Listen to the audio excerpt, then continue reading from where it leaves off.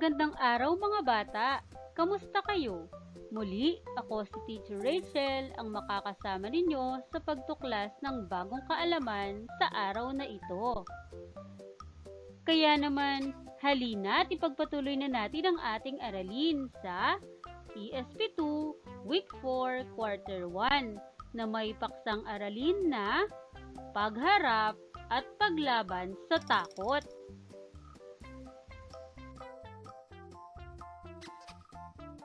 Layunin, sa pagtatapos ng araling ito, ikaw ay inaasahang makapagpapakita ng kakayahang labanan ng takot kapag may nambubuli.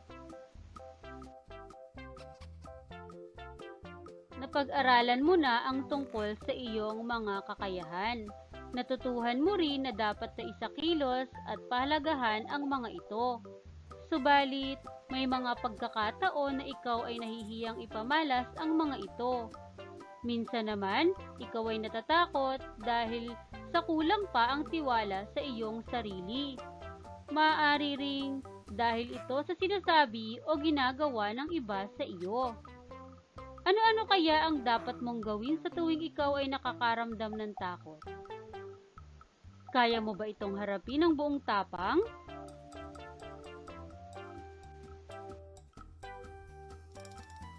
Upang makatulong sa iyo na masagot ang mga tanong, halina't basahin ang usapan ng dalawang bata. Piliin ang numero ng pahayag na maituturing na halimbawa ng pambubuli. Isulat ang sagot sa iyong kwaderno. Narito ang kanilang usapan. Ha ha ha! Butas ang suot mong damit, Pia. Hindi rin maganda ang boses mo. Ang sagot naman ni Pia, okay lang Neil, malinis naman ito. Nag-iensayo ako upang gumanda ang boses ko. At ang sagot ni Neil, tigilan mo na yan, hindi ka nahuhusay, huwag ka na umasa. At ang sagot ni Pia, nabasa ko sa aking aralin na kapag pinag-aralan ko, huhusay ako. Pwede mo ba akong turuang kumanta?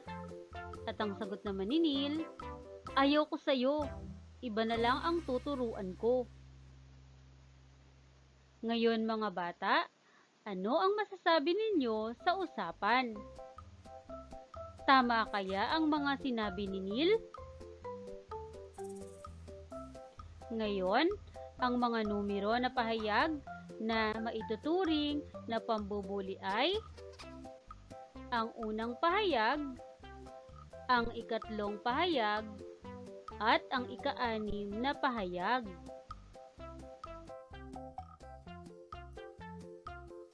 Ang pambubuli ay paggawa ng kilos o pagsasabi ng hindi magandang pananalita sa kapwa.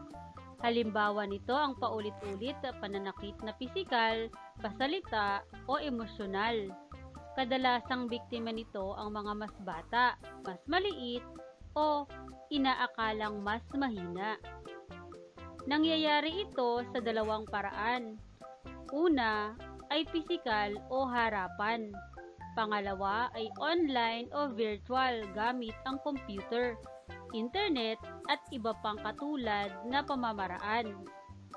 Sa iyong paglaki, mas mauunawaan mo ang kahulugan nito ayon sa batas. Aaralin mo rin ang mga mas malalim na pagtalakay nito.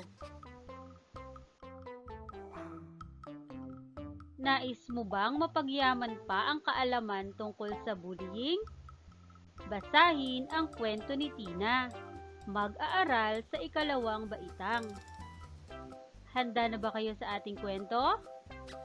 Magaling kung ganon. Ang pamagat ng ating kwento ay Tinakot si Tina, akda ni J. Lopo. Si Tina, 7 taong gulang, ay batang masayahin. Kahit mahirap lang siya, ay nagsisikap siyang mag-aral. Pangarap niyang maging guro. Gusto niyang turuang magbasa ang mga bata. Dahil sa pagkalat ng virus na kilala sa tawag na COVID-19, nawala ng trabaho ang kanyang ina. Nagtitinda na lamang ito ng mga kakanin. Tinutulungan niya ang kanyang nanay sa pagtitinda. Araw ng Sabado ay maagang lumabas si Tina bitbit ang basket. Nagmamadali siyang mapaubos ang tinda. Dumaan siya sa kalye na lagi niyang nilalakaran.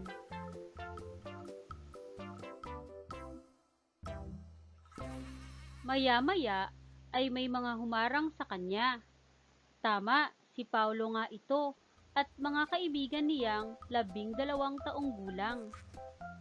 Ibigay mo na sa amin ang mga pagkain, kagaya ng dati, 6 na piraso dapat, sabi ni Paulo. Pakiusap, tigilan niyo na ako. Palagi ko na kayong pinagbibigyan. Hindi na maaari dahil mababawasan ang benta ko. Tugon ni Tina.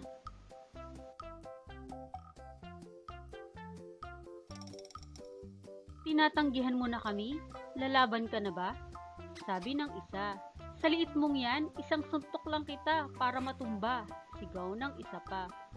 Huwag ka nang umangal, payatot at pandak. Dagdag nito. Hindi tama ang ginagawa ninyo. Maling lagi niyo akong inaaway at pinagsasalitaan ng masakit. Paliwanag niya. Ibibigay mo o hindi? Bilisan mo at gutom na kami. Utos ni Paulo habang nakaamba ang kamao. Aktong susuntukin si Tina, kaya muli siyang sumagot. Pasensya na kayo, pero hindi na pwede. Kapag nagpumilit kayo ay isusumbong ko na kayo sa nanay at tatay ko. Sasabihin din namin sa mga magulang ninyo ang ginagawa ninyo.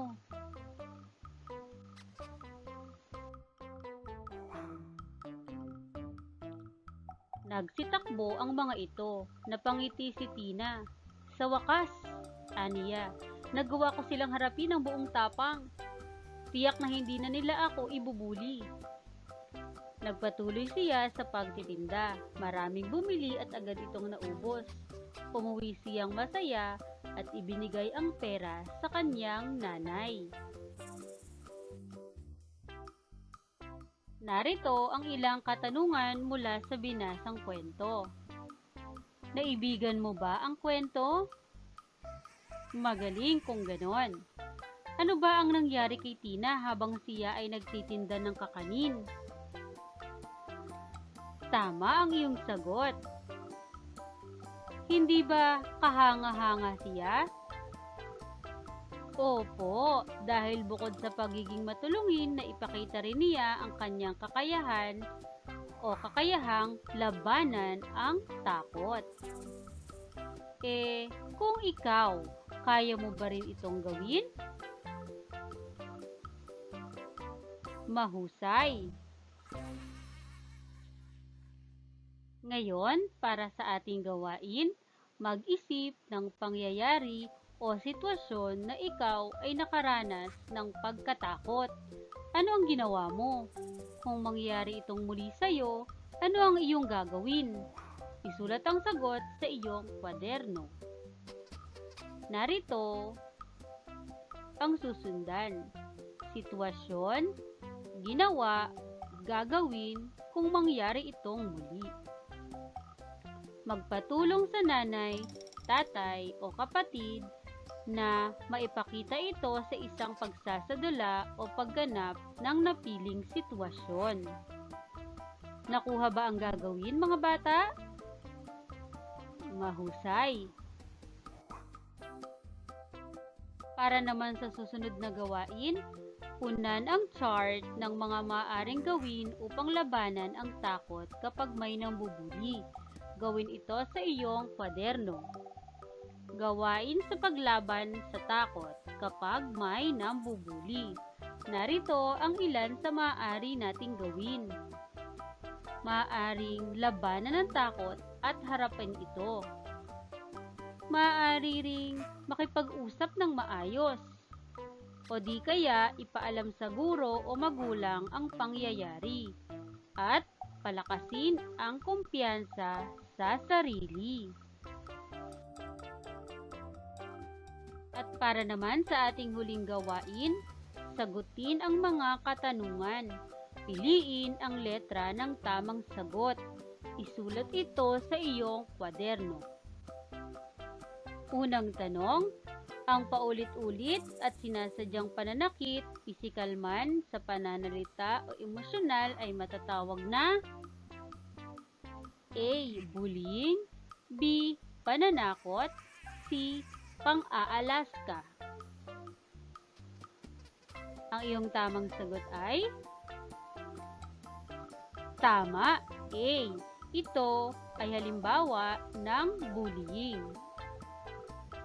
Pangalawang tanong, kapag may nambubuli, maaaring A. Umiwas, B. Huwag matakot, C. A at B. At ang tamang sagot ay tama, C. Maaari kang umiwas at maaari mo din harapin ito at huwag kang matakot. Pangatlo, sa mga pagkakataong natatakot ka dahil may nambubuli sa iyo, pinakamainam gawin ang A. Baliwalain ito hanggang magsawa sila, B. Labanan ng takot at harapin ito, C. Umiyak na lang upang maawa sila. At ang tamang sagot ay magaling, B. Labanan ng takot at harapin ito. Pang-apat na bilang, palagi kang sinasabihan ng kapitbahay mo na lampa at mabagal tumakbo. May mga pagkakataon ding itinulak ka niya at nasaktan. Sa susunod na gawin niya ulit ito sa iyo, ikaw ay A. Lalaban na at makikipag-away, B. Makikipag-usap ng maayos, C. Tatakbo upang makaiwas. At ang tamang sagot ay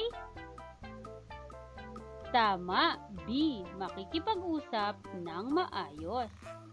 At panghuling bilang, nakita mong pilit kinukuha ni Arlan ang laruan ng mas batang si Jano. Ano ang iyong gagawin? A. Sasabihin ko kay Jano na ibigay na lang para walang gulo. B. Sasabihin ko kay Jano na makipagsuntukan kay Arlan.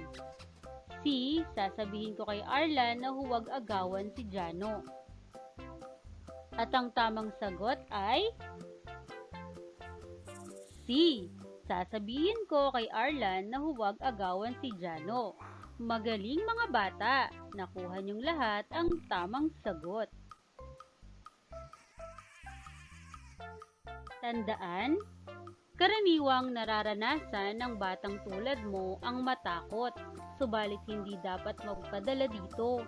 Hindi rin dapat nabaliwalain lalo na kung nakararanas ng pambubuli. Tandaan ang mga paraan upang maipakita ang kakayahang malabanan ng takot. Mga bata, sana ay naunawaan at marami kayong napulot na kaalaman at aral sa ating aralin ngayong araw na ito. Hanggang sa muli, paalam!